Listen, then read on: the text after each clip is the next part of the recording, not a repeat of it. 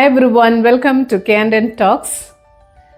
മലമുകളിൽ താമസിക്കുന്ന ഒരാൾക്ക് കുറേ നാളുകളായി കടൽ കാണാനുള്ള ആഗ്രഹം ഉണ്ടായിട്ട് ഒരു ദിവസം അദ്ദേഹം രണ്ടും കൽപ്പിച്ച് കടൽ കാണാൻ പോയി. 2 നാൾ കഴിഞ്ഞ് തിരിച്ചു വന്നപ്പോൾ നാട്ടുകാരൊക്കെ ചോദിച്ചു കടൽ എങ്ങനെയുണ്ടായിരുന്നു. അപ്പോൾ അദ്ദേഹത്തിൻ്റെ മറുപടി ഇങ്ങനെയായിരുന്നു, കുഴപ്പമില്ല, കുറച്ചും കൂടി നന്നാക്കാമായിരുന്നു. ഒരു കൂട്ടം ആളുകളുണ്ട് ഇങ്ങനെ, ഒന്നിൻ്റെയും യഥാർത്ഥമില്ല നൽകില്ല. ഇവർക്ക് ഒന്നിനെ അഭിനന്ദിക്കാൻ അറിയില്ല, ഒന്നിനെ ആദരിക്കാൻ അറിയില്ല, തന്നേക്കാൾ മെച്ചപ്പെട്ട ഒന്നിനെയും അവർക്ക് അംഗീകരിക്കാൻ കഴിയില്ല. താനാണ് മികച്ചത് എന്നുള്ളതാണ് അവരുടെ ചിന്ത.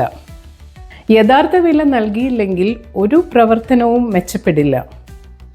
എല്ലാവർക്കും നന്മയില്ലേ, എല്ലാവർക്കും മനോഹാരിതയില്ലേ, പിന്നെ എന്തിനാണ് അദൃശ്യമായിട്ടുള്ള അപൂർണതയിലേക്ക് എപ്പോഴും വിരൽ ചൂണ്ടുന്നത്? സത്യസന്ധമായ വിലയിരുത്തൽ എന്തിൻ്റെയും നിലവാരം ഉയർത്തും.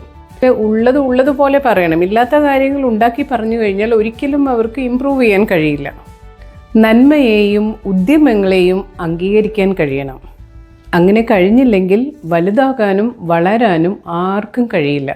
ന്യൂനതകൾ ചൂണ്ടിക്കാട്ടുമ്പോൾ അത് തിരുത്താനുള്ള വഴികളും നമ്മൾ പറഞ്ഞു കൊടുക്കണം. അവരുടെ ക്രിയേറ്റിവിറ്റി ഒരിക്കലും നശിപ്പിക്കാൻ പാടില്ല.